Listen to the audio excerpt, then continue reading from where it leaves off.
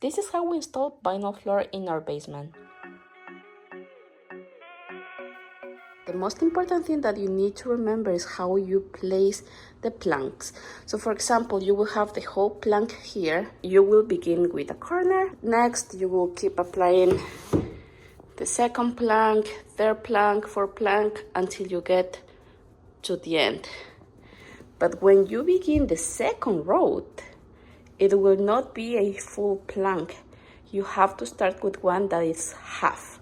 So you will cut it in half and then continue with another long piece. So what you want to avoid is placing the same length of planks one beside the other one, like this. So what you had to do is pretty much just, as I said before, cut half, and after that you place a long one. So at the end, it would look like something like this. So the line doesn't match. So the third row, you will start with a long one again.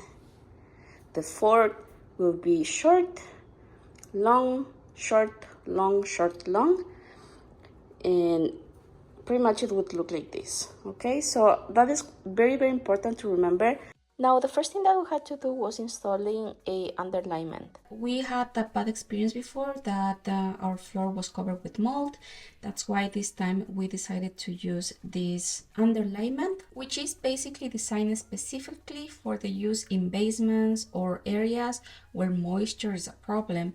So this will protect us from mold, sound, thermal, and it is a vapor barrier.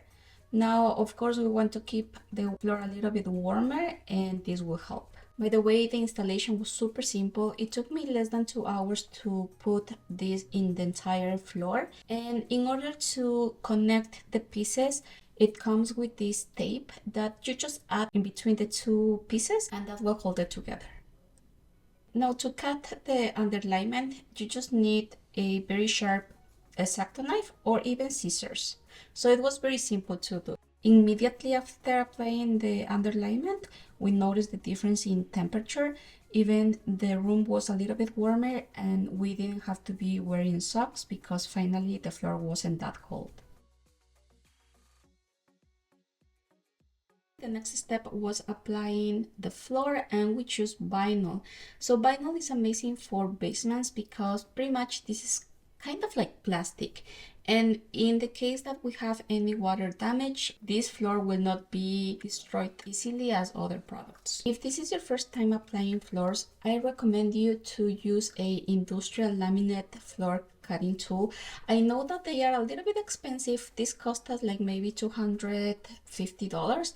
But seriously, the time that we saved with this tool was crazy, as well as energy. So before we used to cut the vinyl with a X-Acto knife, and it was a little bit tiring on your hands. But with this, seriously, in just one push, the vinyl is cut, and it is like a very straight line that you can make. So totally recommend you to get one of these. Another thing that we used as well was a oscillating tool, which is this machine that helps you cut small pieces of the vinyl plank. Seriously, again, this saves us so much time and energy, so we totally recommend you to get one of these.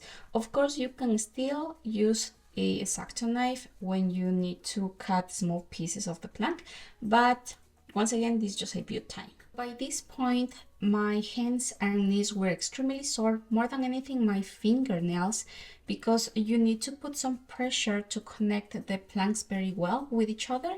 So after the second day, I decided to get a laminate floor installation kit, which cost me like $40.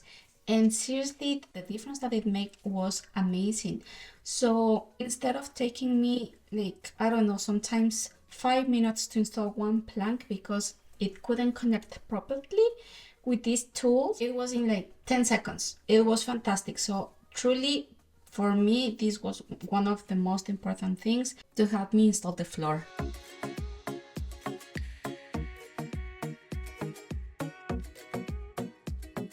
This is the final result, and it was very, very fun to do. So that's everything for today. Thank you so much for watching. Don't forget to subscribe and share. See you soon. Bye.